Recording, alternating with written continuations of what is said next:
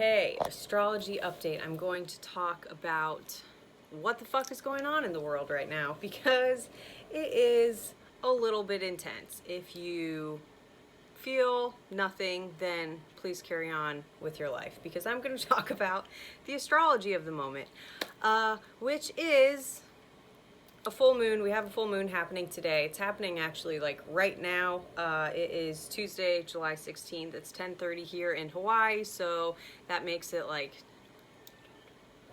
3 Central Time, so in the middle of the day. And yeah, and the full moon is exact right about now. So that means that the sun is exactly opposing the moon. The sun's in the sign of Cancer and the moon's in the sign of Capricorn. And it is a lunar eclipse because the nodes of the moon are also there with the sun and the moon. So this is the second eclipse. We had the first eclipse in the sign of Cancer about 2 weeks back, and the Cancer Capricorn polarity is about your ability to digest life, to digest your life experiences, to process, the emotional shit that we go through, especially when we're younger, childhood wounds, pain, trauma, situations that happen that then cause us to harden, to go into our shell, to put up a wall, to not want to come out into the world and share our gifts, or to show up fully in who that we are before we were clouded with other people's bullshit, wounds or projections or whatever that we've picked up from other people. So yeah, I'm in a mood today, so I hope that you're ready for it. Okay, so I'm just going to talk about what I feel is going on, and channel what comes through me and just how I'm taking in the collective energy, the collective unconscious at this time. So last night we had Saturn and the moon really close together. We had the moon move over Saturn. Saturn is the fucking, like, the brick wall of the zodiac. Saturn is like, stop. This is where you stop. These are the boundaries that you can follow. This is the space that you can work within. Saturn represents structure and rules and stability, and it's like the things that are real here on this material realm. So Saturn is the timekeeper. It's the fatherly, like, stern energy in the zodiac. It's funny because Rick Levine teaches Saturn kind of correlating with all the ST words, like stop, start, structure, stability, systems, much more. But yeah, it's like kind of the rules that we have to follow. And Saturn can have an oppressive or restrictive, constrictive energy. You can feel like you're being pressed down or, restricted in some way because maybe we have all these ideas of what we want things to look like, or can just be a little bit in our head or idealizing things, and Saturn is like smacks you with reality. That's why when we have our Saturn return, around 28, 29, 30, we have our first Saturn return, and at that time it's kind of like becoming an adult, because Saturn is the planet of your life lessons, so it comes back around and kind of smacks you around like, are you doing the work that you're here to do?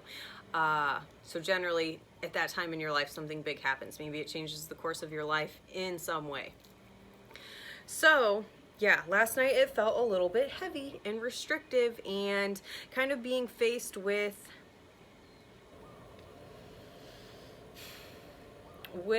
stuff from the past. I mean, the South Node is there in this eclipse energy. The South Node's conjunct Pluto and Saturn and then the moon.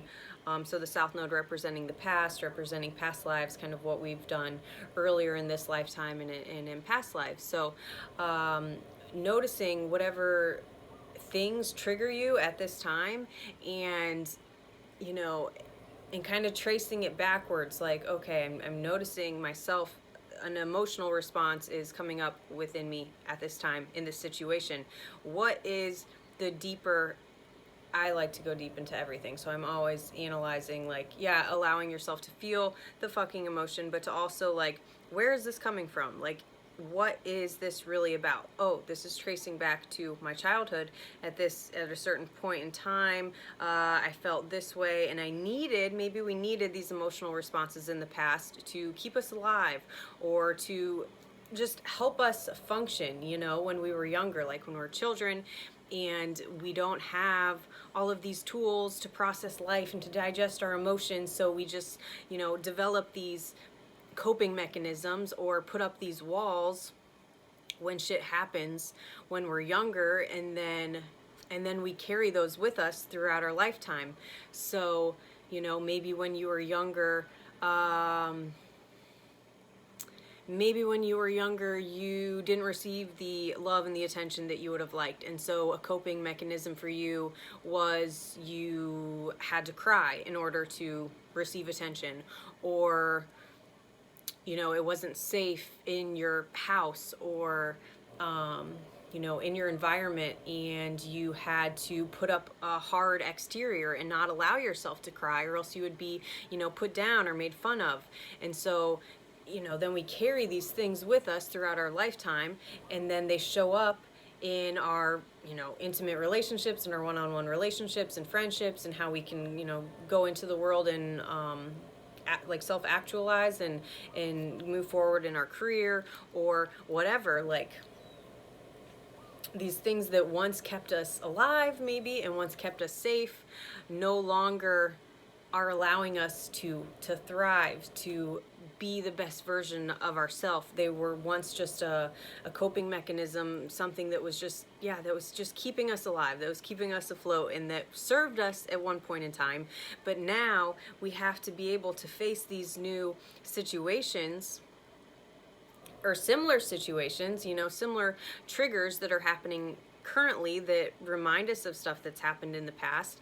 And we have to be able to objectify a little bit, to take a step back and to, analyze our own thought patterns. Or, if that's too much, there's nothing wrong with getting a reading, or, going to some type of therapist. I don't really know about traditional therapy. I think, like, using astrology, Carl Jung said, therapy is a dying science without the use of astrology. So I think there's a whole bunch of different things you can do. Obviously, I do astrology readings, past life regressions, like quantum hypnosis healing technique, but there's so many tapping, Reiki, massage to, like, release the stored emotions in our body. There's so many things that we can do to release this stuff. So yeah, I think bringing awareness to these patterns, because a lot of them can operate underneath the scenes, and that's the Cancer energy. It rules our unconscious. It rules like the space that we were in before there were words. So the Cancer is the child, Capricorn is the parent. Cancer is when you're in the womb, you're becoming, human, you're forming, like, so it rules a space of, it can be hard for them to put words to what they're feeling internally, or to even know what they're feeling. Just like an emotion can come over them and they're not sure where it came from, or, what it's stemming back to all the time. And so it can be nice to have that, like, reflection from somebody else. But side note. So yeah, so noticing what stuff is coming up at this time.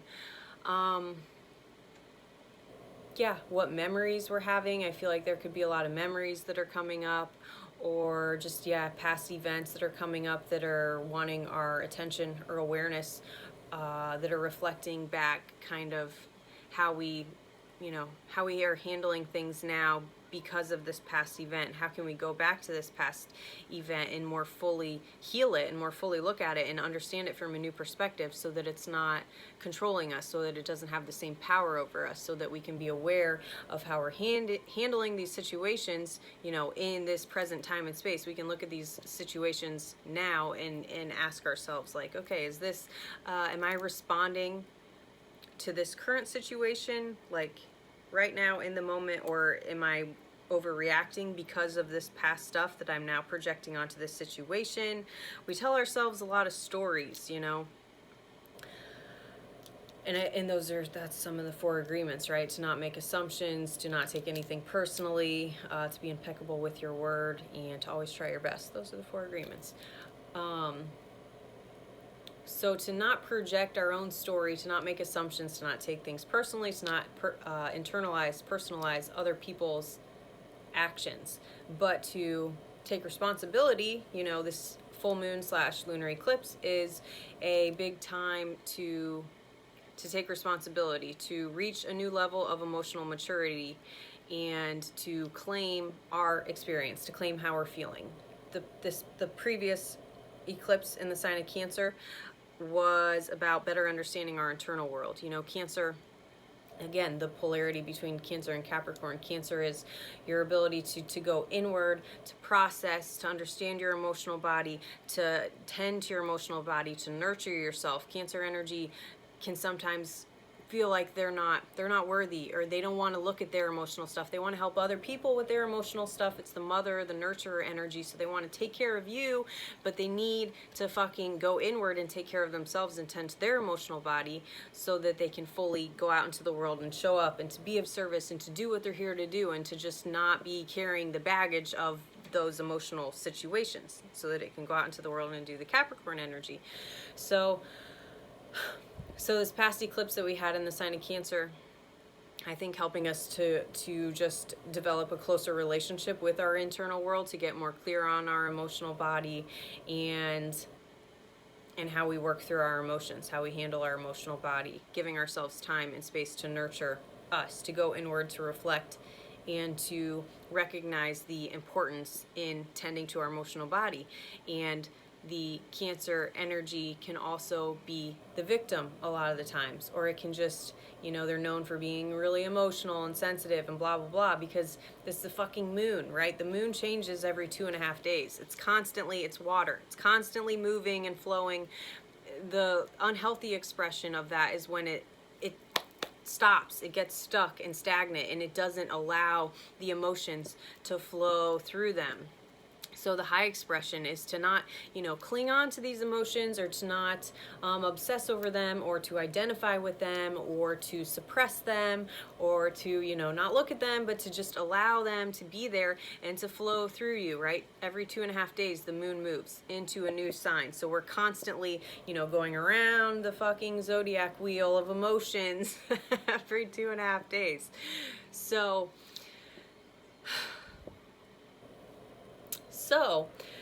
the past eclipse in the sign of Cancer, helping us to make peace, to accept our emotional body, our emotional experiences, our internal world. And now, you know, and moving out of the victimization, like, oh, you know, you did this to me, or you made me feel this way, and poor me, and blah, blah, blah. Like, okay, we need to nurture our own inner child. That's a huge theme with this Cancer Capricorn energy, because again, it is the child and the parent. So not receiving, for most people, I mean, I would say what, like 90%, 99% of the human population would have had their parents parent them in a different way. Like, I'm sure we could all write a long laundry list of things that our parents could have done differently so that we would have turned out a little different. But we need to not be the victim, and to take responsibility for those situations. You know, I do past life regressions, and I love listening to Dolores Cannon and the perspective that she presents, which is we chose this. So moving from a victim perspective to an empowered perspective, by instead of saying you did this to me, or blah, blah, like, you know, you made me feel this way, whatever, like pushing it onto other people, taking responsibility and accountability for what we're going through. So her perspective is like, we choose everything. We choose to come in. We volunteered to come in, to incarnate at this time. We choose the family that we have. We choose these life experiences to help us evolve. So sure, maybe you didn't receive the love, the nurturing, the care that you would have liked from your family, from society as a whole, but it is exactly what you needed in order for your soul to fucking evolve to where it wants to evolve in this lifetime. Our soul wants to experience everything. It doesn't just want the good, happy, you know, fun, light experiences. The soul just wants to fucking evolve. That's what the soul wants to do. So how does it evolve? It evolves through traumatic experiences. You don't evolve when things are nice and easy and fluffy. Like you evolve and transform through fucking hard experiences. So being able to flip the script and instead of moving from that victim perspective, moving from an empowered perspective, like being, you know, grateful and loving yourself through all of these transformations that you've made and all the shit that you've been through, and you're still here, you know, making it work and figuring it out. And I think with this eclipse, this full moon happening today in the sign of Capricorn, that we're being asked to level up, to raise our vibration into a more empowered space, taking responsibility for our emotional body, for the past experiences that we've been through, that we, you know, you could say that you chose those experiences so that your soul could evolve to this point. You wouldn't be at the point that you're at right now if you didn't go through those shit experiences. So if you're going through shit experiences now, embracing them and extracting the medicine from them, like why did I choose to go through this? What am I learning right now? You know, and being grateful for when the triggers come up, like what am I learning through this, that being triggered at this time, because you're learning something. So to see our triggers in a new light, to be grateful, like, oh, thank you for this coming up, which I'm sure is not the gut response, like getting triggered, like, oh, this is great, I love feeling triggered and vulnerable and fucking raw and open. But we need to embrace that state of being so that we can evolve, so that we can move through them, using the triggers as a stepping stool, as a learning experience, like to dive deeper into yourself and to get clear on the emotional baggage that you're still carrying from the past. You know, this eclipse / full moon conjunct the south node, conjunct the past, going back to earlier in this lifetime, to past lifetimes, and healing those parts of ourselves that were left there in that space wounded, that are living out another reality because of those wounds. So we can go back to that time and space, well, that are living out that reality because that's how it is, but going back to that time and space when we were wounded and healing those parts of ourselves, and then more fully, you know, becoming a more full human, integrating all the parts of ourselves that were left behind, so that we don't have to move forward in the world, you know, from being in a shell and being this wounded, victimized person, but we can take responsibility, we can open, and we can accept these past experiences, grateful for what we've been through, for how they've shaped us, for how we've grown through them, and now moving forward, you know, being a more full expression of ourselves, not of the person that we were shaped as in childhood and kind of rolled around in the washing machine of like all this shit happening to us, and then we can pick up these coping mechanisms to process that and to handle that at that time in our life, because that's all that we know. But now we know better, we know more, you know, we're much older now. I would imagine most of the people watching this are old enough to understand what the fuck I'm saying. So taking responsibility for these things that we've been through. Okay, what else do I want to share? I'm just looking at the chart to see if there's anything else. Yeah, and we've got a ton of planets retrograde. I mean, we've got Mercury retrograde. We've got Neptune. What all do we have retrograde right now? We've got a lot. Like 5 planets retrograde. We've got Mercury, Saturn, Jupiter, Neptune, Pluto, Chiron. So yeah, retrograde's just a lot of reviewing. We're reflecting a ton, you know, and this full moon is really accentuating that, I think, with it being conjunct the south node. We're reviewing a lot of stuff from the past. We're more fully, you know, healing that, integrating those parts of ourselves so that we can move forward being a more full human being in who we truly are, not who, you know, these versions of ourselves that we've picked up along the way that have helped us to process or to handle these situations, but now we can move forward being a more full, true expression of who we are. And this is all kind of leading up to the conjunction in January of 2020 when Pluto and Saturn come together, exactly together. So they've been dancing together this whole year. And all throughout history, whenever Saturn and Pluto are either opposing each other or they're conjunct in the sky, so whenever this major aspect is happening, Pluto, the planet of transformation, death, destruction, burning things down and then allowing it to be reborn. Saturn, again, is the rules, the responsibility, the structures, the boundaries, you know, within our life and within like society as a whole, government structures, traditions, things that we're supposed to follow. And so all throughout history, this time has marked significant change. 9/11 is when it was a Pluto-Saturn either conjunction or opposition. The abolishment of slavery, World War I, the Civil Rights Act, so many huge events. I mean, this is what astrology is for, to understand what is going on in the sky, to be able to interpret the energy that we've been fucking aware of since the beginning of time. We've just lost track of that along the way somewhere because of religion and different things that try to push this stuff away. But yeah, that's what astrology is for, is to be able to track the cycles, to understand what's going on, to work with this energy, to know that we are individually and collectively in a huge time of change. You know, we're tearing down the structures in our life. It's not easy, comfortable work. It's like it's a lot to reshape the foundation of your life individually, again, and then collectively, you know, globally as a society. Stuff is being brought up to the surface, things are being exposed so that it can be, you know, torn down and it can be rebuilt in integrity. So yeah, so just understanding that that's what's going on collectively as a whole, and then also individually in our lives. I think that we're seeing the parts of ourselves, the shadowy parts of ourselves that we haven't wanted to look at, that we haven't felt safe to look at, that we've maybe needed in the past for whatever reason. But right now we can bring that up into the light when we're not acting in integrity, when we're moving from a place of fear or woundedness or being a victim. And so we're, you know, maybe reacting in a certain way, hurting other people, being deceitful, not being in integrity, not being truthful in some way, or we're just closed off and not able to, you know, fully connect with another person, or, you know, go out into the world and to share your gifts because we don't feel that it's safe to come out of the shell. So allowing yourself time to reflect and to process and to go back to past events that need to be looked at.